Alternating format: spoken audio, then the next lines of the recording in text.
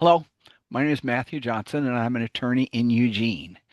I've been practicing in the area of tenant-landlord law for more than 30 years. I'm going to be talking about your rights and obligations as a tenant in a manufactured or floating home facility in Oregon.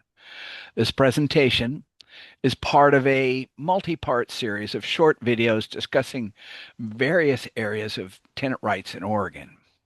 These are brief presentations that don't necessarily cover everything or every situation concerning the specific topic of the presentation. This is a general discussion of Oregon law for informational purposes only. It is not legal advice. It is not intended to apply to your situation or any specific situation. If you have an individual issue with your landlord, please consult with your own attorney or contact your local legal aid office. Now, I may at times refer to the Oregon Residential Landlord Tenant Act or Chapter 90 or the Oregon Revised Statute. Specifically, ORS stands for Oregon Revised Statutes, ORS 90 point something. These are references to specific sections of the law. Chapter 90 contains the Oregon Residential Landlord Tenant Act and the statutes that govern most of the relationship between tenants and landlords. You can find a copy at the Oregon Legislature's website, www.oregonlegislature.gov. I urge you to look at that and get a copy of these laws. Today, I'm going to talk about long-term versus month-to-month rental agreements. I'll start with some terms you should be familiar with. There are two types of rental agreements, the month-to-month and the term. Term agreements are typically called leases, but a month-to-month agreement is also a lease, and a lease is just a rental agreement. These words are interchangeable and have the same meaning. Lease, rental agreement, lease. I prefer to use the term rental agreement for both. If I need to distinguish, I will say a rental agreement for a term or a month-to-month rental agreement. So what's the difference? A term agreement lasts only as long as the term. Right now, the minimum in Oregon is a 2-year term in a facility. A month-to-month agreement is forever. And I want to say that again so you hear it. A month-to-month agreement is forever. Now, previously, this was not true, but the law has changed. As long as you stay at the premises, your month-to-month rental agreement never changes and lasts generally forever, subject to any changes in the law. Traditionally, term agreements were preferred by tenants. The longer the better. This was because they provided a level of stability. But this is no longer true. The laws have changed significantly, and landlord practices have changed even more. Any stability claimed for term agreements is illusory. What kind of stability did they provide in the past? Well, there was a time when the laws allowed a landlord to give a 30-day no-cause termination if you had a month-to-month rental agreement. You couldn't do that with a term agreement.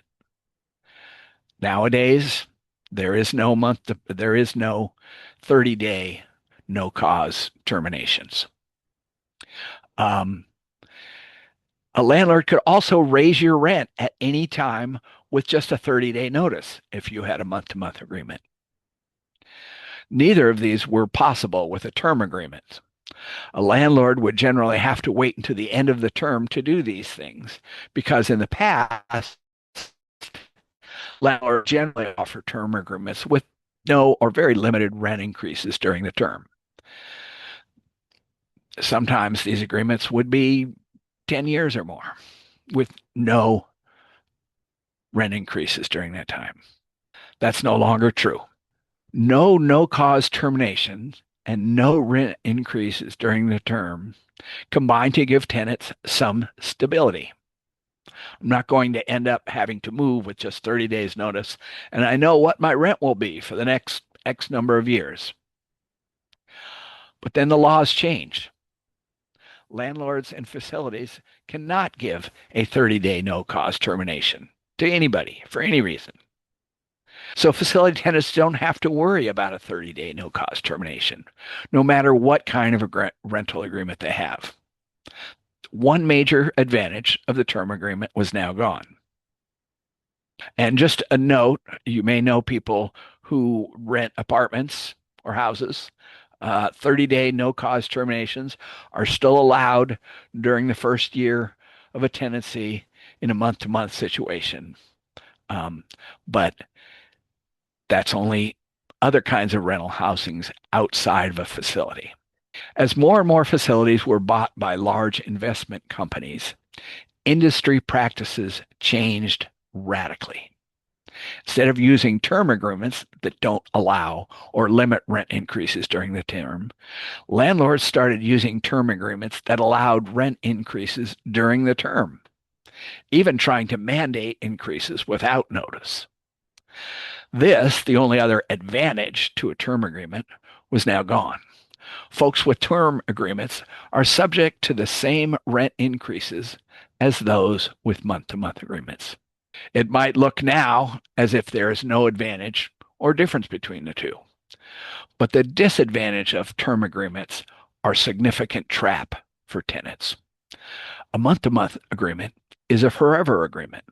The law says the landlord cannot make unilateral changes to that agreement. But every time a term agreement is renewed, the terms can and will be changed. And when it comes to park rules, the landlord can just change the rules in the new agreement without a vote or any input from the tenants. No vote, no nothing.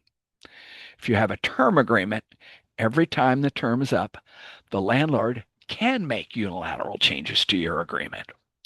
They can make major changes to the park rules, and you have no say in it whatsoever. These changes are not subject to a vote of the folks in the park, and you have no choice. Either accept it all or move out. Your landlord need only show you the new agreement rules 60 days before your old agreement expires, and you have only 30 days to accept it or you're out. You must accept the new agreement and the new rules or move out. Those are your only choices. Sign or your rental agreement terminates. End of discussion. This can never happen with a month-to-month agreement because it's a forever agreement. So which type is better? A term agreement that terminates your tenancy at the end of the term unless you sign whatever new agreement the landlord forces on you, or a month-to-month agreement that cannot unilaterally be changed ever.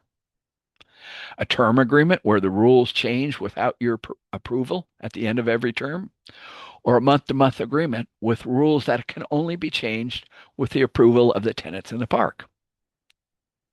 The difference is stark, and you can see why landlords now prefer term agreements. It gives them the ability to make radical changes to your rental agreement without your consent. It allows them to change the rules without your votes. So you can see why facilities are trying hard now to get rid of any and all month-to-month agreements. They might offer temporary incentives or tout the stability of term agreements, or even claim that they won't do these other things. Such claims are not worth the paper they are written on. Don't be fooled. They are eroding control of your lives and squeezing you for corporate profit. Remember, you are a captive consumer. There are no free market forces at work here.